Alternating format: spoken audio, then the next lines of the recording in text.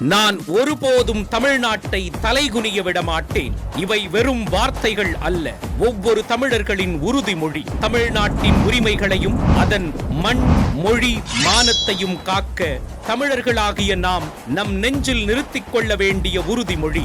2026 தமிழ்நாடு சட்டமன்ற தேர்தல் ஆட்சி அதிகாரத்துக்கான தேர்தல் அல்ல. அது தமிழ்நாட்டின் எதிர்காலத்தையும் அதன் உரிமைகளையும் தீர்மானிக்கப் போகும் ஒரு மாபெரும் ஜனநாயக போர்.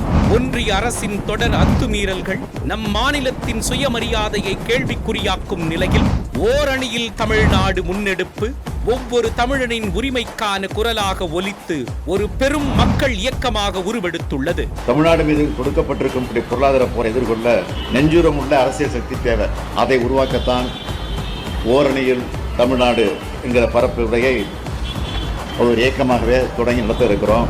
உலகிற்கே பொதுமறையை தந்த நம் தமிழ் மொழியையும் கீழடி மூலம் உலகின் மூத்த நாகரீகமாய் உருவெடுத்துள்ள தமிழர் நாகரீகத்தையும் அழிக்க ஒரு கூட்டம் போலி தமிழ் பாசத்தோடு சுழன்று கொண்டிருக்கிறது.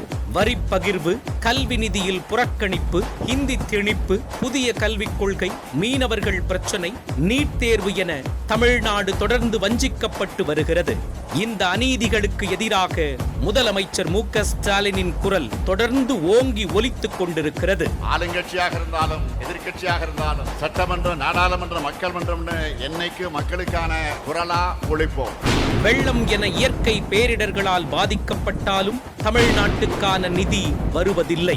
மக்கள் செலுத்தும் வரிக்கான வரி பகிர்வும் நம் மாநிலத்திற்கு திரும்ப கிடைப்பதில்லை. அதே போல நியாயமற்ற தொகுதி மறுவரையறையை கொண்டு வந்து தமிழ்நாட்டின் அடிப்படை உரிமைகளை கூட நசுக்கும் நாசகர வேலையில் ஈடுபட்டுக் கொண்டிருக்கிறது ஒன்றிய அரசு. டெல்லியின் ஆளுகைக்கு தமிழ்நாடு என்றைக்கும் அடிபணியாது. எதிர்காலத்தில் தமிழ்நாட்டுக்கு வரவிருக்கும் இந்த ஆபத்தையும் உணர்ந்து அதற்காக முன்கூட்டிய எச்சரிக்கை மணியை அடித்து பிற மாநிலங்களும் பாதிக்கப்படாமல் இருக்க இந்தியாவிலேயே முதல் முறையாக கூட்டு நடவடிக்கை குழு அமைத்து அதற்காக போராடி கொண்டிருக்கிறார் முதலமைச்சர் மு.க. ஸ்டாலின். நாம் தொகுதி மறுசீரமைப்புக்கு எதிரானவர்கள் அல்ல, நியாயமான தொகுதி மறுசீரமைப்புக்கு ஆதரவானவர்கள் என்பதே இந்த பெயரே சொல்லும். ஒரு நாள் நாம் கூடி ஆலோசித்து தீர்மானம் நிறைவேற்றுவது மட்டுமே இந்த போராட்டம் முடிவடைந்தது. உரிமையை நிலைநாட்டிட தொடர் நடவடிக்கை மேற்கொள்ள வேண்டியது மிக அவசியம். இந்த கருத்தியல் மற்றும் நிர்வாக ரீதியான ஜனநாயக போரில் நாமும் பங்காற்றி அனைவரும் தமிழ்நாட்டின் மண், மொழி, மானம் காக்க ஒருமித்த கருத்தோடு ஓரணியில் திரண்டு போராட தயாராவோம்.